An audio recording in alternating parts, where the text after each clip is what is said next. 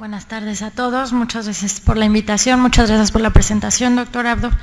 Déjenme silenciar esto para que no nos delata. Muy bien, pues como ya estaba comentando el doctor Abdo, la esteatosis hepática no alcohólica es una enfermedad que recientemente ha cobrado mucha importancia. Esto tiene mucha relación, lo vamos a ver, por el aumento en la obesidad de nuestra población.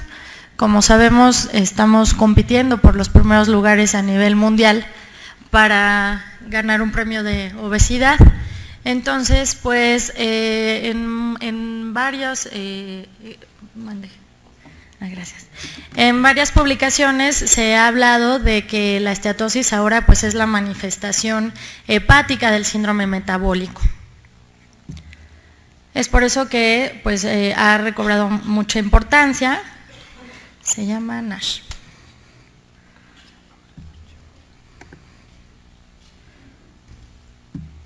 Y pues preparé esta presentación para ustedes, trato de que sea pues resaltar los puntos más importantes de este padecimiento.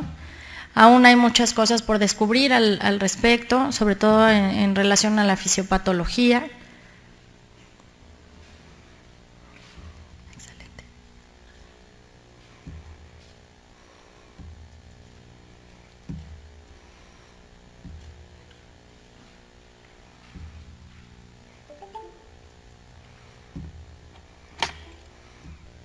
Gracias. Muy bien. Pues también, como comentaba ahorita el doctor, hay muchos nombres que se han asociado con la enfermedad. Recientemente se ha llegado al consenso de que el nombre adecuado sería esteatosis hepática no alcohólica o enfermedad de hígado graso no alcohólico, pero ustedes lo pueden encontrar en la literatura con cualquiera de estos nombres. Y pues encontrar una definición realmente no es algo muy sencillo. Algo muy importante que también comentaron previamente es que los hallazgos histológicos comparten muchas características con la enfermedad alcohólica. Entonces, tratando de definirla, podemos referirnos a ella como una entidad clínico-histopatológica que se caracteriza por la acumulación excesiva de triglicéridos en el hígado. Ahorita vamos a ver estos mecanismos. Y bueno, fue descrita inicialmente en 1980, donde llamó mucho la atención que los cambios histológicos eran muy semejantes a lo que ocurría en pacientes con consumo crónico de alcohol.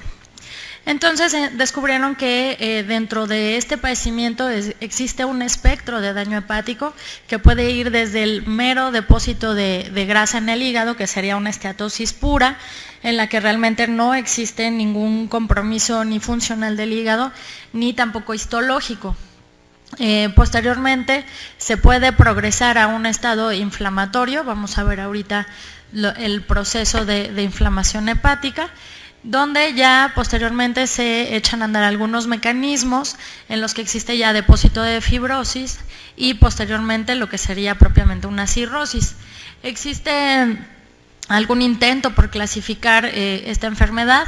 En el recuadro, en la parte de abajo del lado derecho, les muestro el primer intento que hubo de clasificación. Este artículo fue de 2002, en el que se clasifica como tipo 1 la esteatosis pura, tipo 2 cuando ya existe algo de inflamación, o sea, esteatohepatitis.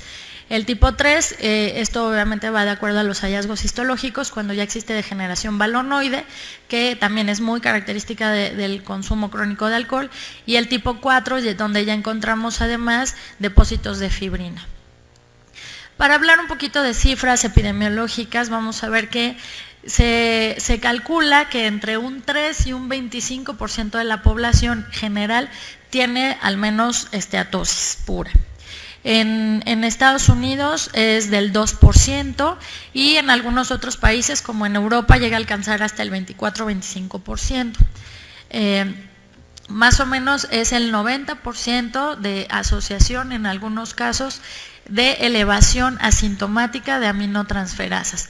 Evidentemente, una vez que se han excluido algunas otras causas, de ellas pues la principal es excluir el consumo crónico de alcohol. Y en relación a esta prevalencia tenemos que hay mucha asociación, les decía yo, con obesidad, en el que se ha visto que hasta el 100% de pacientes con obesidad en algunas series llegan a presentar esteatosis. En pacientes con diabetes tipo 2, algunas series reportan hasta el 75%, y en pacientes que cursan con dislipidemia, principalmente elevación de triglicéridos, hasta el 92% llegan a presentar esteatosis pura. De ahí que se han hecho algunos otros estudios para calcular la incidencia. En Europa, específicamente en Italia, la calculan de 2 casos nuevos por 100 personas por año, y en el caso de Japón, que es un poco más alta, de 10 personas por cada 100 personas por año. Abajo les pongo unas cifras que me parecen bastante interesantes, en la que más o menos se calcula que la obesidad afecta al 22.5% de la población mayor de 20 años, población mundial. De esta población, 2/3 partes son obesas, tienen esteatosis, y más o menos el 90% de la población que tiene obesidad mórbida, que bueno, tiene mucha relación con lo que les comentaba arriba, que hay series que reportan hasta el 100% de personas obesas cursan con esteatosis. De ahí, pacientes con esteatohepatitis, más o menos se calcula el 3% de la población, el 19% de la población con obesidad y hasta el 50% de población con obesidad mórbida. Y bueno, existen algunos estudios de seguimiento a largo plazo en los que se ha visto que es poco frecuente, aproximadamente hasta un 5%, que una persona con esteatosis pura vaya a desarrollar una esteatohepatitis o por lo menos algún estado temprano de fibrosis. Sin embargo, una vez que se ha establecido la esteatohepatitis, hasta un 30% ya pueden empezar la progresión hacia un estado francocirrótico, de donde más o menos el 30% van a llegar a presentar cirrosis. Y bueno, sabemos que la cirrosis es un estado en el que debido a la inflamación crónica, pues se consideraría como precursor o precancerígeno, y de ahí más o menos la 1/4 parte podrían desarrollar un hepatocarcinoma o bien fallecer por causas propias de la enfermedad hepática. Es importante también hacer la diferenciación entre lo que sería una esteatosis primaria o una esteatosis secundaria. Existen varios factores que pueden dar lugar a que se desarrolle esteatosis en el hígado. Muchos de estos son muy conocidos y muy frecuentemente vistos por nosotros en la práctica diaria: el uso de algunos fármacos, algunas alteraciones propias del metabolismo, algunas alteraciones importantes del estado nutricional, y bueno, entre las misceláneas podemos encontrar la infección por virus de inmunodeficiencia humana, el VIH, el contacto con algunos tóxicos, con algunos solventes orgánicos, etcétera. Entonces siempre es muy importante tener en cuenta el antecedente dentro de la historia clínica del paciente. Esta es otra clasificación que se ha propuesto, que tiene más o menos que ver con lo que les acabo de decir, que sería la primaria y la secundaria. Aquí quizá la diferencia sería que ya en la secundaria están incluyendo algunos procedimientos quirúrgicos, sobre todo encaminados a la pérdida de peso en pacientes obesos con obesidad mórbida. En realidad, cualquier situación en la que se genere una pérdida súbita de peso no controlada es una situación que va a determinar o va a favorecer que se presente el depósito de triglicéridos en el hígado. Entonces vamos a ver que los factores más importantes para esta enfermedad son la obesidad en primer lugar, el descontrol metabólico dado en primer lugar por la hiperglucemia y la dislipidemia, ya les comentaba, predominantemente la elevación de triglicéridos. Aunque existen pues otros factores que se han asociado, que no están categóricamente marcados como asociación directa, pero sí como factor de riesgo, como sería el género femenino y predominantemente la edad mayor de 50 años. Estos son algunos posibles mecanismos fisiopatológicos. Esta tabla quizás no se ve adecuadamente y además tiene muchas implicaciones, pero es más o menos para darles una idea de por dónde andamos metidos en la fisiopatología de la esteatosis hepática no alcohólica. Ahorita voy a tratar de tomar algunos puntos muy importantes de aquí. Y creo que este cuadro pues es muy claro, ¿no? En primer lugar, lo que tenemos pues son los factores asociados, el sobrepeso, la obesidad, los estilos de vida. Evidentemente hablamos de pacientes que tienen una vida sedentaria, que tienen poca actividad física. Incluso se ha tratado también de determinar si existe algún factor genético, algunos genes que tienen algo que ver con esto. Y bueno, todo esto a lo que nos va a llevar es que exista un aumento en el tejido adiposo visceral. Esto es muy importante porque a partir de esto se van a desencadenar una serie de eventos que van a dar lugar a una respuesta inflamatoria, que inicialmente pues es local. Aquí tenemos la estimulación de algunas hormonas, donde quizá la leptina juega el papel más importante y es lo que se ha estudiado muy recientemente, y una disminución de la adiponectina que se ha considerado como un factor protector para esteatopatitis. Existe también estimulación de algunas citoquinas, de estas quizá los dos más importantes son el factor de necrosis tumoral alfa y la interleucina 6. Y bueno, todo esto les comentaba, pues lo que nos va a implicar es una respuesta inflamatoria. Y por otro lado tenemos la resistencia a la insulina. Aunque en algunos estudios en ratas se ha visto que no es determinante, es decir, no todas las ratitas que ellos estudiaron que tengan resistencia a la insulina van a hacer esteatosis y no todos los que tienen esteatosis tienen resistencia a la insulina. Sin embargo, sí es uno de los factores más importantes. Entonces, al tener estos dos factores, lo que vamos a tener es una elevación en los ácidos grasos que van a empezar a depositarse o a pasar directamente hacia el hígado.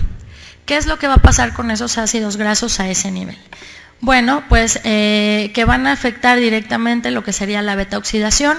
Esto a nivel mitocondrial va a haber una alteración en la peroxidación lipídica y esto va a producir daño a nivel mitocondrial que da lugar a la liberación de radicales libres de oxígeno. Estos dos efectos son, digamos que, un paso muy importante dentro de la fisiopatología porque van a estimular aún más la respuesta inflamatoria y por algunas razones que todavía no se tienen bien dilucidadas van a hacer el switch o el clic para que de una esteatosis pura este paciente pase a un estado inflamatorio que es una esteatopatitis.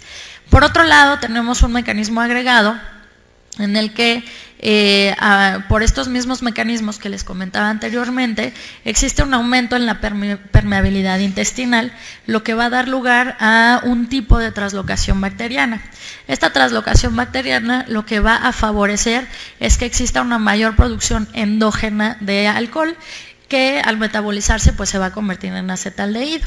Entonces, sin necesidad de que este paciente esté consumiendo alcohol, estamos produciendo endógenamente el alcohol y el acetaldehído, que por sí mismo pues es también tóxico y también estimula una respuesta inflamatoria. Entonces, aquí les presento la imagen de un hepatocito normal, en el que pues existe la captura normal de ácidos grasos, viene su esterificación, se convierte en triglicéridos y posteriormente es expulsado o exportado del hepatocito en forma de VLDL. Sin embargo, cuando tenemos resistencia a la insulina, donde vemos que hay alteración a nivel del factor de necrosis tumoral alfa, lo de la leptina que ya les comentaba, entonces existe un aumento en la captura, en la captación de ácidos grasos, eso por un lado, y el daño que les comentaba a nivel mitocondrial, donde existe una sobrecarga en la beta-oxidación, favoreciendo la peroxidación lipídica que vamos a ver ahorita en la siguiente lámina. Entonces, aquí empezamos a tener un acúmulo de ácidos grasos dentro del hepatocito. Y por otro lado tenemos lo que veíamos también en la lámina anterior, donde hay un incremento en la lipólisis favorecida por el depósito de tejido adiposo a nivel visceral principalmente. Y entonces tenemos que posteriormente empieza a haber cambios a nivel mitocondrial, hay alteraciones estructurales de la propia mitocondria, en donde pues va a favorecerse una apoptosis o una muerte celular temprana. Y aquí pues ven la diferencia, ya el hepatocito pues está todo gordo, está lleno también de triglicéridos, de depósitos, se empieza a ver cambios que ya histológicamente los vamos a ver como los cuerpos de Mallory. Existe una perpetuación en la respuesta inflamatoria, seguimos con la alteración en la peroxidación lipídica, la estimulación para la producción de citocinas, les decía yo, la más importante es el IL-6, y pues todo esto nos va a llevar finalmente a la muerte del hepatocito. Bien, en relación a las manifestaciones clínicas, bueno, pues generalmente estos pacientes son asintomáticos. A lo mejor en algún proceso en el que ya estén en estatopatitis o ya con depósito de fibrina, acercándose más a la fase de fibrosis, pues llegan a tener a lo mejor astenia, adinamia, pueden llegar a referir algún cierto malestar no muy específico en el cuadrante superior derecho, algunos llegan a presentar hepatomegalia y en los niños se puede presentar acantosis nigricans. Sin embargo, aquí lo que nos va a dar la pauta más importante es tanto los factores de riesgo, la historia clínica que debe ser muy detallada, y los estudios de laboratorio. Ya les decía yo, este padecimiento es muy frecuentemente asociado a la elevación asintomática de aminotransferasas, que es justamente lo que vamos a encontrar y lo que nos va a hacer sospechar. Un paciente que tiene elevación persistente de aminotransferasas, en el que hemos descartado algunas otras causas. Entre esas causas principalmente deben estar el consumo crónico de alcohol, descartar hepatopatías virales, hepatitis B y C, y algunas otras condiciones metabólicas como sería hemocromatosis o enfermedad de Wilson, que son mucho menos frecuentes. En relación a las aminotransferasas, la elevación es muy leve o es moderada, no es una elevación importante como en el caso de una hepatitis viral aguda, por ejemplo. Y algo muy importante que nos puede llamar la atención es la relación TGO-TGP en la que va a ser menor a 1. La fosfatasa alcalina puede estar normal, la gamma-glutamiltranspeptidasa también puede estar normal o puede estar elevada. Entonces, también ese es otro de los criterios que podemos tomar en cuenta para sospecharlo, elevación de aminotransferasas con GGT elevada y fosfatasa alcalina normal. En algunos casos hay elevación de la ferritina sérica y vamos a tener también que hay elevación en la saturación de transferrina. Bien, ahora en relación a los estudios de gabinete, generalmente el primer estudio para evaluar el hígado es el ultrasonido. Aquí es algo muy importante porque el ultrasonido sabemos que es operador dependiente y lo único que nos van a reportar es esteatosis en cualquier caso en el que encuentren un aumento en la ecogenicidad hepática, lo que se llama un hígado brillante. Entonces, es muy frecuente que personas mayores de 45 años se realicen un ultrasonido por la causa que quieran y si el médico, radiólogo o ultrasonografista que haya hecho el estudio ve algo un poquito más brillante o más heterogéneo de lo habitual, pues lo va a reportar como esteatosis. Entonces, inmediatamente, pues el médico que vea el estudio, pues se va a alarmar y va a alarmar al paciente y le va a decir, usted tiene grasa en el hígado, vaya corriendo a ver a un gastroenterólogo. Entonces, hay que tener mucha precaución en la interpretación de los estudios. Ya les decía yo, no solamente es ver un estudio, es ver el contexto clínico del paciente, hay que evaluar sus factores de riesgo, hay que evaluar el momento clínico del paciente y de esa forma pues tratar de orientar el estudio y pues tampoco alarmar al paciente antes de tiempo. Las ventajas que tiene el ultrasonido es que es muy económico, prácticamente se encuentra disponible en cualquier medio. Y aquí les muestro la sensibilidad y la especificidad relacionada tanto para esteatosis pura como para la presencia de fibrosis. Otro estudio que nos puede ser de utilidad es la tomografía. Aunque la tomografía pues es un poco más cara que el ultrasonido, aquí lo que utiliza más el radiólogo es el índice de atenuación hígado-vaso.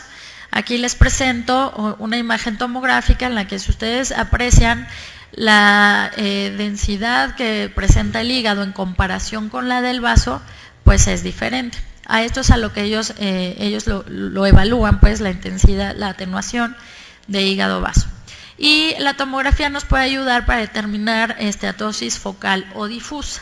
Sin embargo, la desventaja de la tomografía es que no nos dice qué cantidad de grasa puede haber en el hígado y pues tampoco nos hace una traducción funcional. Existen otros estudios que son mucho más caros y menos disponibles, como sería la resonancia magnética, y en el caso particular de la esteatosis existe una técnica que es la espectroscopía por resonancia magnética, en la que nos determinan exactamente la cantidad de grasa que hay en el hígado. Les repito, este es un estudio muy caro y que además pues no está disponible en cualquier lugar. La imagen que les presento abajo es de una espectroscopía, pero esta no es de una esteatosis hepática. Esta imagen es de un hepatocarcinoma, que está aquí.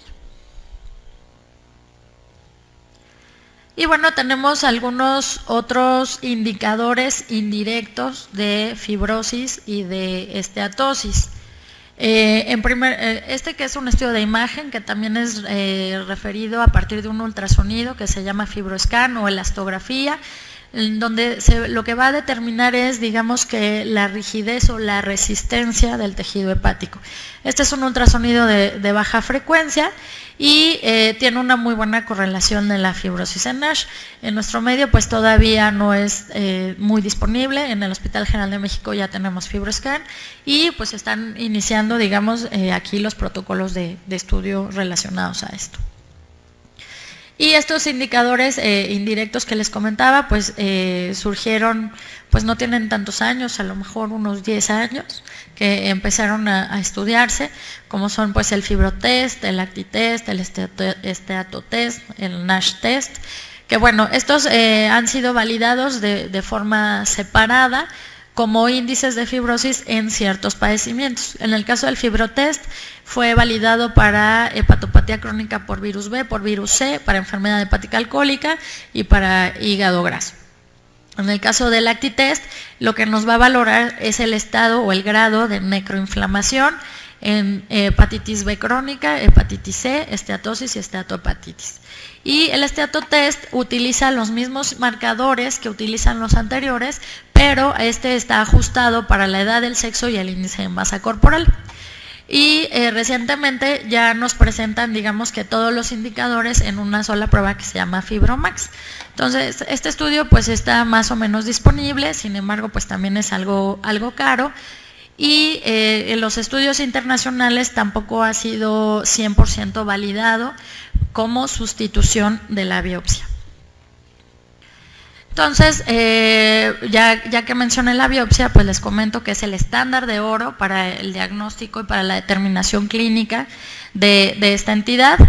Evidentemente, pues ya les comentaba al inicio, los hallazgos histológicos pues son muy similares a lo que encontramos en los pacientes en los que consumen crónicamente alcohol, por lo que esa parte diagnóstica, digamos, va a estar determinada pues por nuestra minuciosidad clínica al momento del interrogatorio. Y lo que vamos a encontrar pues es esteatosis, el infiltrado inflamatorio, vamos a encontrar degeneración balonoide, que les enseñé en el esquemita con el hepatocito.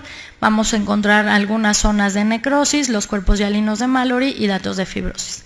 Entonces, aquí les presento una imagen histológica en la que vamos a encontrar cierto grado de esteatosis, como ven aquí. Existe infiltrado inflamatorio, que es todo esto, y algunos datos de degeneración balonoide, como sería aquí, que se presenta como el hepatocito que les enseñé en el esquema anterior, que es, digamos, que un hepatocito gordo. Con esto hacemos el diagnóstico de esteatohepatitis no alcohólica. Es muy importante decir que cuando tenemos menos del 33% de fibrosis se considera que es algo leve, y cuando más del 66% de los hepatocitos está afectado, pues ya se considera algo severo. Aquí les presento otra imagen en la que ya encontramos datos de fibrosis, ¿no? Ya se empiezan a ver aquí algunos puentes. Y bueno, esta es la estadificación que utilizan los patólogos para determinar las características de la esteatosis hepática no alcohólica. Este es un resumen en relación a los hallazgos que se pueden encontrar, principalmente en pacientes con esteatosis hepática no alcohólica, que nos corresponde a esta parte, en lo que vamos a encontrar cierto grado de inflamación, algunas características que los patólogos determinan específicamente sobre el infiltrado inflamatorio, la degeneración balonoide. Muy bien. Y bueno, pues en relación al diagnóstico, con todo lo que ya hemos venido platicando, vamos a ver que en primer lugar lo que tenemos que tener pues es la sospecha, ¿no? Ya decíamos, en un paciente asintomático primordialmente, en la que vamos a encontrar como hallazgo bioquímico la elevación de aminotransferasas, quizás si ya nos adelantamos un poco, algún hallazgo radiológico en el ultrasonido que nos reporten esteatosis hepática. Recordemos que no nos dicen exactamente el grado de esteatosis, simplemente lo reportan como esteatosis, y en algunos casos podemos encontrar hepatomegalia que es persistente y que no la podemos explicar, es decir, que ya hayamos excluido algunas otras causas, sobre todo para la elevación persistente de aminotransferasas. La primera que debemos descartar es el consumo crónico de alcohol, en el que ya está bien estandarizado a nivel internacional que para las mujeres es menos de 20 gramos de alcohol por día y para los varones menos de 30. Y bueno, una vez que se haya excluido esta parte, pues se debe excluir pues algunas otras entidades, como ya habíamos comentado también, hepatitis crónica por virus B, por virus C, algunas entidades inmunológicas como sería la hepatitis autoinmune, y algunos otros factores ya sea metabólicos o tóxicos asociados ya sea a consumo de fármacos o la exposición a ciertos tóxicos. Este es un cuadro que creo que no se alcanza a ver muy bien, en donde resumimos cuáles son las características más importantes que debemos evaluar en un paciente en el que estamos sospechando esteatosis hepática no alcohólica. Primero, si existe algún antecedente en la familia, los hábitos dietéticos, los hábitos de consumo de alcohol, la actividad física de ese paciente. Es importante determinar el índice de masa corporal, la exposición ya sea laboral o no laboral a ciertos tóxicos, el uso de fármacos. Y en el caso de la exploración física, pues el índice de masa corporal nuevamente. Y de los exámenes de laboratorio, inicialmente pues pruebas de funcionamiento hepático completas para determinar, en este caso lo que más nos interesa pues es la elevación de aminotransferasas y de gamma-glutamiltranspeptidasa. Y ya que tengamos alta sospecha, pues uno determinar que no existan algunas otras entidades clínicas que nos estén dando la elevación de aminotransferasas o las alteraciones que hemos visto en las pruebas de funcionamiento hepático, y determinar algunas entidades como ya comentamos de hemocromatosis, enfermedad de Wilson, etcétera. Y determinar la biopsia hepática. En este punto quizá haya mucha controversia porque, como les expliqué, pues ya existen algunos indicadores indirectos de fibrosis. Ahorita todavía el estándar de oro sigue siendo la biopsia, sin embargo, pues existen algunos grupos en los que se considera importante, pues a lo mejor si tenemos la disponibilidad y económicamente existe la posibilidad de realizarse los otros estudios, pues a lo mejor se podría omitir la biopsia hepática. Sin embargo, pues en un paciente con esteatosis pura podría ser discutible, pero en un paciente en el que ya hemos determinado que existe una alta posibilidad de tener esteatohepatitis, pues sí es muy importante la biopsia hepática. Y en relación a la historia natural de la enfermedad, pues ya les presenté al principio un esquema de acuerdo al porcentaje de evolución, que afortunadamente el 5% de pacientes que tienen esteatosis pura son los que van a evolucionar hacia una esteatohepatitis. Sin embargo, pues esto todavía no está al 100% determinado.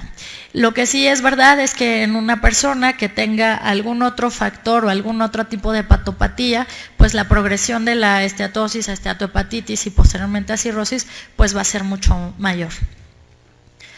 Y en relación al tratamiento, pues aquí a lo mejor es bastante desalentador, porque pues actualmente no existe el tratamiento ideal para este padecimiento. Existe tanto el manejo farmacológico como el no farmacológico, lo que todos conocemos como las medidas higiénico-dietéticas, en las que se recomienda pues iniciar una actividad física, mejorar los cambios dietéticos, más o menos pues sugerirle a un paciente un control o un buen apego con un nutriólogo, donde haya vigilancia en una dieta que sea baja en carbohidratos, baja en grasas no saturadas y bueno, les decía la actividad física y algunas otras condiciones asociadas, es decir, si tengo un paciente con diabetes, con dislipidemia, pues siempre hay que tener el control de esas alteraciones. Y lo que se debe vigilar pues es la pérdida ponderal progresiva, no rápida ni súbita del paciente, en la que más o menos se recomienda que en los niños la pérdida de peso sea de medio kilo por semana y en los adultos de 1 a 1.6 kilos por semana. En relación al tratamiento farmacológico, pues se han estudiado varios medicamentos, algunos pues encaminados propiamente al manejo de la obesidad. En algunos pacientes con resistencia a la insulina, pues agentes sensibilizadores de insulina, porque bueno, recordemos que en este caso el hepatocito por vía del factor de necrosis tumoral alfa, pues también pierde la sensibilidad a la insulina. Algunos otros medicamentos como fibratos, como estatinas, encaminados al manejo de la dislipidemia, incluso antioxidantes, vitamina E, vitamina C, pues ninguno de ellos ha dado resultados pues realmente alentadores, ¿no? Algunos dan mejoría en las pruebas de función hepática, sin embargo, a nivel histológico no hay mejoría. Y pues en pacientes que tienen ya un daño pues mucho mayor o más avanzado, digámoslo así, pues serían pacientes que se deberían considerar para un trasplante hepático. Muy bien, pues para concluir vamos a ver que esta es una enfermedad que afecta hoy día a una gran proporción de la población mundial, en donde los factores más importantes y quizá los factores desencadenantes sean la resistencia a la insulina y la alteración metabólica desde el punto de vista del estrés oxidativo y la peroxidación lipídica, que podremos considerar hasta ahora todavía un padecimiento benigno, que sin embargo puede avanzar hacia, digamos, un padecimiento no tan benigno como sería la cirrosis y posteriormente el hepatocarcinoma, donde podemos encontrar datos físicos y de manifestaciones clínicas pues completamente negativos. La biopsia sigue siendo hasta hoy el estándar de oro. La esteatosis pura dentro de esta gama de presentación de la enfermedad pues sigue siendo la de mejor pronóstico, aunque no debemos perder de vista el alto potencial para avanzar hacia una esteatohepatitis. Que tristemente que no hay tratamiento efectivo disponible y pues que el trasplante de hígado ofrece una alternativa para pacientes en los que ya tenemos un daño mucho mayor, ¿no? Una enfermedad ya terminal o muy avanzada. Muy bien, pues esa es la presentación, espero que haya sido muy clara y bueno, les comentaba al principio, traté de resaltar los puntos más importantes de este padecimiento, no sé si tengan alguna pregunta.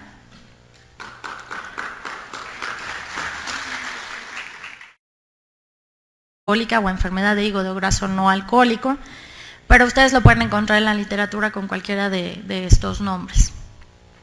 Y pues encontrar una definición realmente no es algo muy sencillo. Algo muy importante que también comentaron previamente es que los hallazgos histológicos comparten muchas características con la enfermedad alcohólica.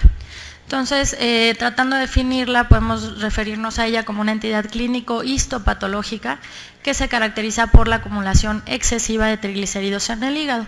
Ahorita vamos a ver estos mecanismos. Y bueno, fue descrita inicialmente en 1980, donde llamó mucho la atención que los cambios histológicos eran muy semejantes a lo que ocurría en pacientes con consumo crónico de alcohol. Entonces descubrieron que dentro de este padecimiento existe un espectro de daño hepático que puede ir desde el mero depósito de grasa en el hígado, que sería una esteatosis pura, en la que realmente no existe ningún compromiso ni funcional del hígado, ni tampoco histológico. Posteriormente se puede progresar a un estado inflamatorio, vamos a ver ahorita el proceso de inflamación hepática, donde ya cubrir al respecto, sobre todo en relación a la fisiopatología. Excelente.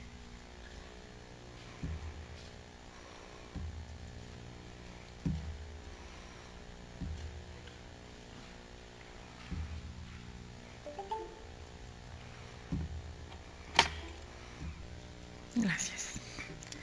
Muy bien. Pues también como comentaba ahorita el doctor, hay muchos nombres que se han asociado con la enfermedad. Recientemente se ha llegado al consenso de que el nombre adecuado sería esteatosis hepática no alcohólica. Entonces, pues gracias. En varias publicaciones se ha hablado de que la esteatosis ahora pues es la manifestación hepática del síndrome metabólico. Es por eso que pues, ha recobrado mucha importancia. Se llama NASH.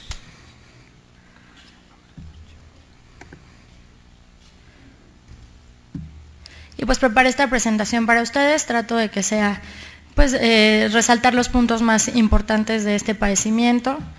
Aún hay muchas cosas por descubrir. Buenas tardes a todos, muchas gracias por la invitación, muchas gracias por la presentación, doctor Abdo. Déjenme silenciar esto para que no nos delata. Muy bien, pues como ya estaba comentando el doctor Abdo, la esteatosis hepática no alcohólica es una enfermedad que recientemente ha cobrado mucha importancia. Esto tiene mucha relación, lo vamos a ver, por el aumento en la obesidad de nuestra población. Como sabemos, estamos compitiendo por los primeros lugares a nivel mundial para ganar un premio de obesidad.